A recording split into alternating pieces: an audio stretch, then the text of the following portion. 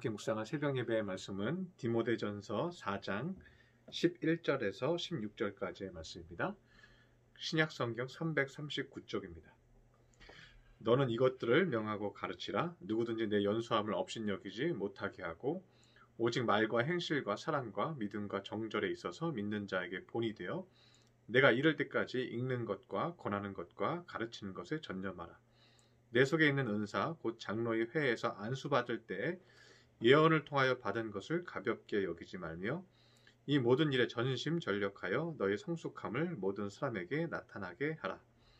내가 내 자신과 가르침을 살펴 이 일을 계속하라. 이것을 행함으로 내 자신과 내게 듣는 자를 구원하리라. 아멘. 어제 이어서 바울 사도는 디모데에게 11절에서 이것들을 명하고 가르치라고 부탁을 디모데에게 하고 있습니다. 교회를 감당해야 할 디모데에게 부탁하는 것은 12절에 보면 내 연수함을 업신여기지 못하게 하라고 말합니다. 이것은 어린데도 불구하고 업신여기지 못하게 카리스마를 가지고 권위를 가지고 누르라는 말이 아니죠.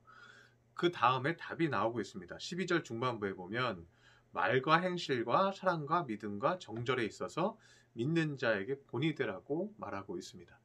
그래서 업신여기지 못하게 하는 방법은 뭐냐면 성숙한 삶을, 성숙한 행동을 보이라는 거죠. 나이가 어려도 더 성숙한 모습을 보여라. 더 인격적인 모습을 보여라. 이 말인 거죠.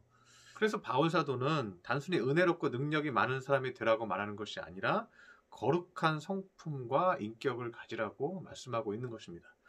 지난 주일에도 묵상을 했지만 우리의 신앙은 인격적인 성숙함, 은혜로운 성품이 우리 신앙에서 매우 중요한 부분을 차지하고 있다는 것입니다. 그래서 지난 주일에 요한복음 17장에서도 예수님의 제자들을 위해서 간절히 기도하죠. 뭐라고 기도했어요?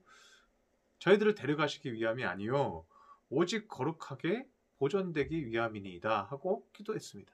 우리가 마음대로 대충 살다가 온전치 못하고 분노 많고 불평 많고 이렇게 살다가 천국에만 가면 끝이 아니라는 거죠. 이 땅을 살면서 거룩한 삶을 사는 것이 주님의 간절한 기도였어요. 그것이 천국까지 인도함을 받는다는 것을 예수님은 알았습니다. 그래서 바울 사도는 13절에서 읽는 것과 권하는 것과 가르치는 것에 전념하라고 말씀하고 있습니다. 너가 먼저 열심히 말씀을 읽고 묵상해라. 그리고 그 말씀을 가지고 권면해라. 좋은 쪽으로 가도록 거룩한 삶을 살도록 권면해라. 그리고 그 말씀을 계속해서 가르쳐라. 여기에 전념하라고 얘기합니다.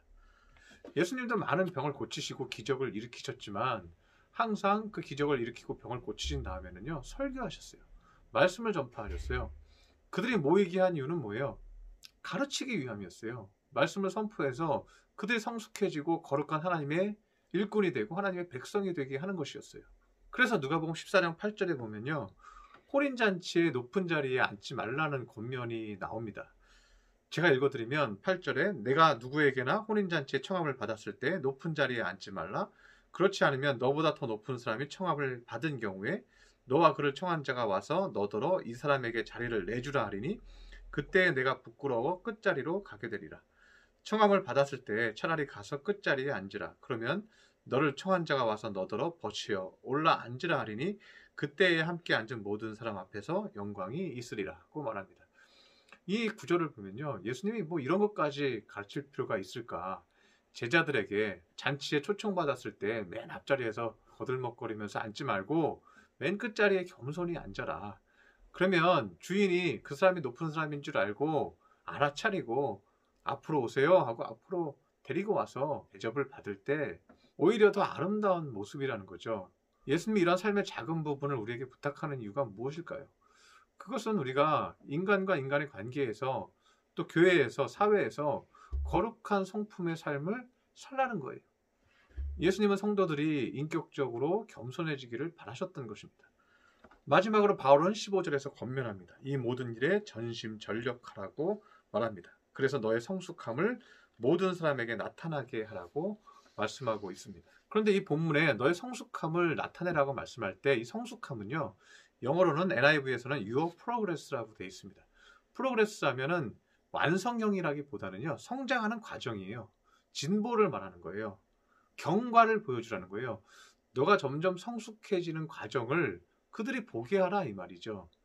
저 디모데가 어려서 여러 가지 부족한 부분이 많았던 것 같은데 갈수록 인격이 좋아지고 성품이 좋아지고 갈수록 존경스럽다는 것을 보여주라는 거죠. 우리는 과거에는 부족했고 현재에는 성장했다는 것에 대해서 보여주기 싫어합니다. 나는 항상 성숙했고 나는 항상 완벽하고 이것이 나다. 그러한 내 모습으로 내가 카리스마를 가지고 이끌어간다. 이렇게 생각을 하잖아요. 그런데 바울 사도는 그렇게 말하고 있지 않아요. 디모데에게 저들에게 너희의 믿음의 진보와 인격적 진보와 성품의 진보와 말씀의 진보와 이 모든 진보를 이 프로그레스를 저들이 보게 하라. 그렇게 얘기하고 있어요. 왜 그럴까요? 부족하고 연약한 사람이 하나님의 은혜로 온전해지는 것을 보면 그들도 자신의 가능성을 보는 거예요. 그들도 남편의 가능성을 보고 아내의 가능성을 보고 자녀의 가능성을 보는 거예요. 친구의 가능성을 보는 거예요. 주님을 만나면 점점 더 은혜롭고 거룩한 사람이 되는구나. 그 프로그레스를 보여줘라. 더 넓어지고 더 깊어지고 더 은혜로운 사람이 되는 것을 너가 보여줘라.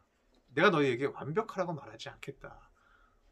오늘 마지막 16절을 보면 내가 내 자신과 가르침을 살펴 이 일을 계속하라.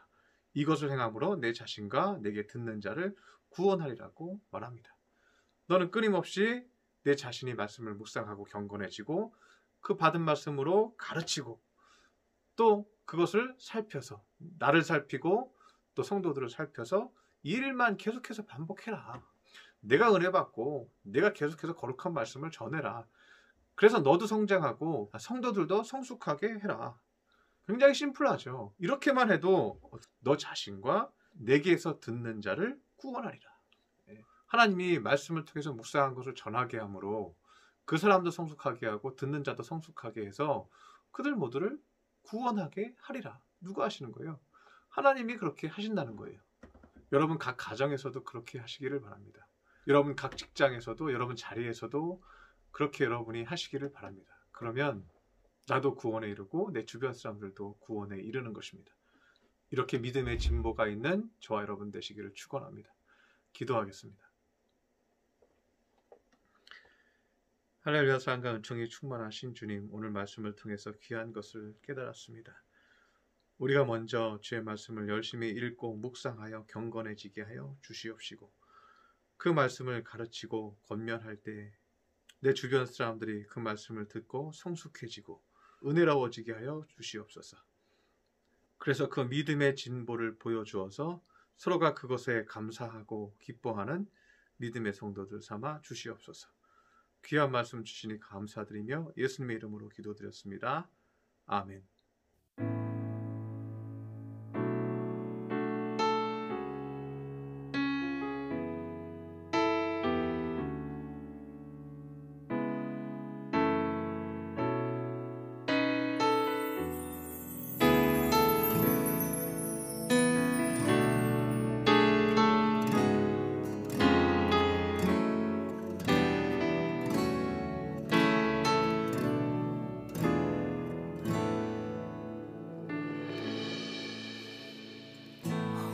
시절 지날 때 깊은 한숨 내쉴 때 그런 풍경 보시며 단식하는 분 있네.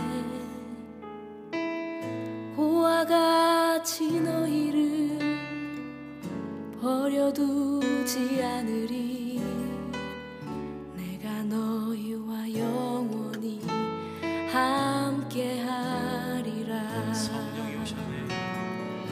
성령이 오셨네. 성령이 오셨네.